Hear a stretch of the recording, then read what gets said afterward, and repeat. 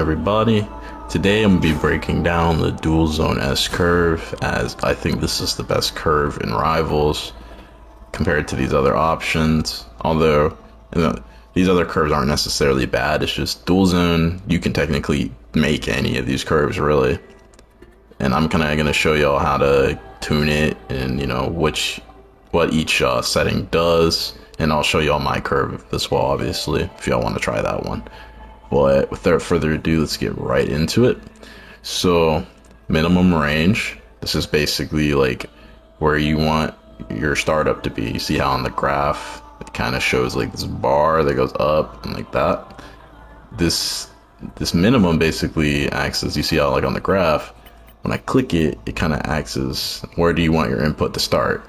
And obviously I wanted to start as soon as I click it, so I'm putting it on 1. Now it may be different for y'all on which one you want, where you want your input to start. But for me, I'm putting it on 1. The maximum range is like when you hit your peak. So you see on the graph, or you see this like how the graph is moving like this whenever I increase it. But if I put it on the lowest it can be, it's just straight up, which I like it because it makes it feel very snappy and easy to control. But it may be different for y'all, so just keep that in mind.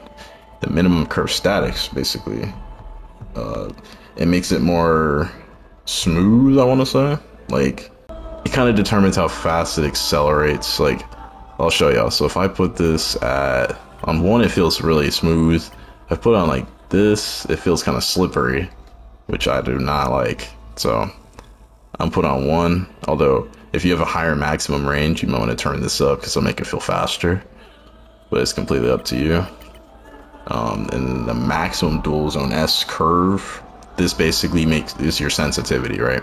This determines how fast or slow your sense will be when you actually, hit your inputs. Like, it'll make it feel fast or slow. And since I like to play low sensitivity like this, it helps me still turn around and stuff and still be able to play a low sense, so I can still aim and still react to things. And that's kind of what I like to do with the dual zone S curve. Another thing you can do too is you could use sense boosts. Now I used to use these, but I feel like they made my aim a little bit inconsistent. But for somebody else, you might want to use these. Like, horizontal boost is really good because you can just turn around instantly, especially on dual zone. And then you pair it with response time so that you can make it so it's not immediate, but you can still have time to adjust to when you spin. Basically, that's what this will do. And it can be very helpful depending on how you set up your curve. But hopefully this little short vid kind of helped y'all understand what the dual zone S curve does. And with it, you can make any kind of curve you really want to, as long as you know what you're doing. But like I said, I'd recommend minimum 1.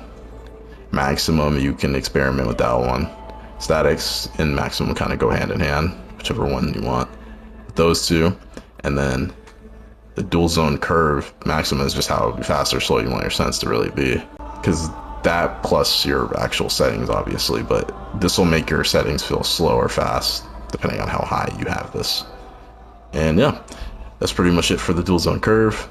If this video helped you at all, drop a like, drop a sub. Appreciate it. On the journey to 500 subs, we're almost there. So I really appreciate y'all for watching my vids, and hopefully this helps you out. I will catch you on the next one. Goodbye.